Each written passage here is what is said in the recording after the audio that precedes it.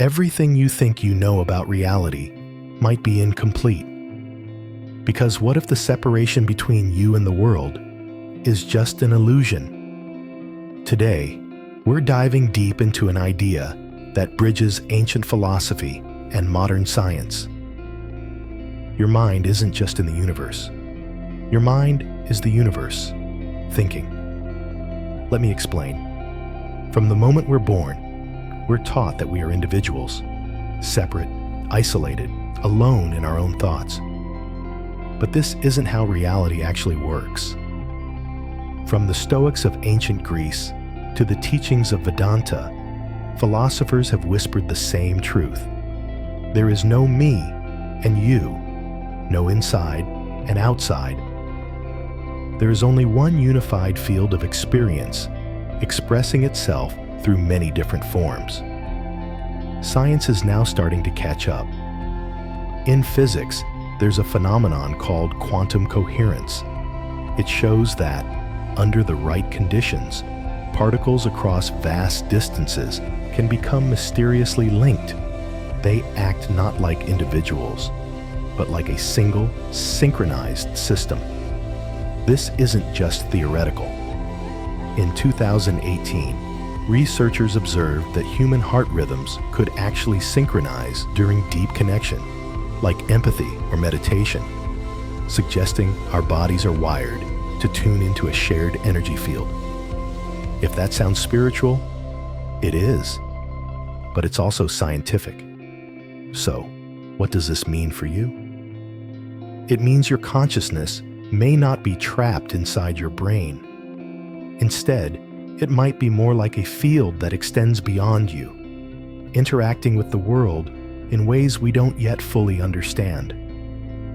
The philosopher Baruch Spinoza once said, "The human mind is part of the infinite intellect of God."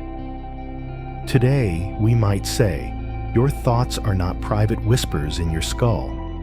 They're part of a larger field, an echo in the fabric of being itself.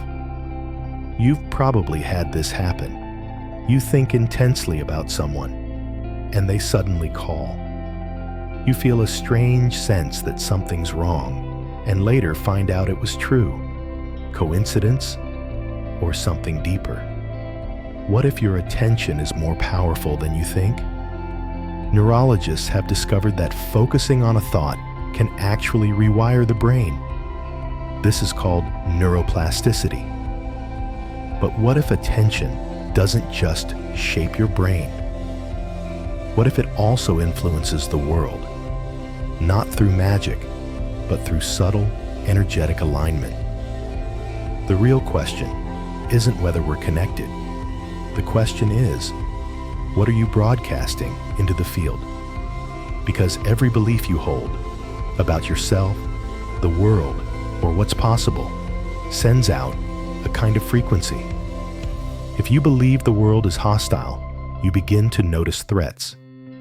If you believe you are unworthy, you feel rejection, even when none exists. But when you start believing in your own power, you change how you interpret reality, and in turn, how reality responds to you.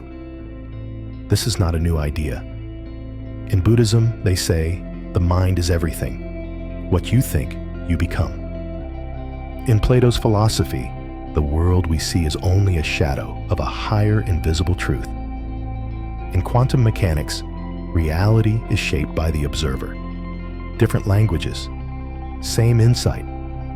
You are not a passive passenger in this life. You are a participant in the dance of the universe. So here's the real takeaway.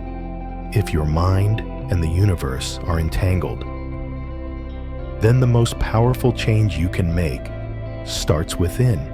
Change your thoughts, and you change what becomes possible. You are not separate. You are the whole, waking up to itself. And now, the question is, why do you think? Or better yet, what will you choose to think next? If this video sparks something in you, don't keep it to yourself. Like, share, and subscribe to Why Do I Think? Your mind is more powerful than you know. Let's explore it together.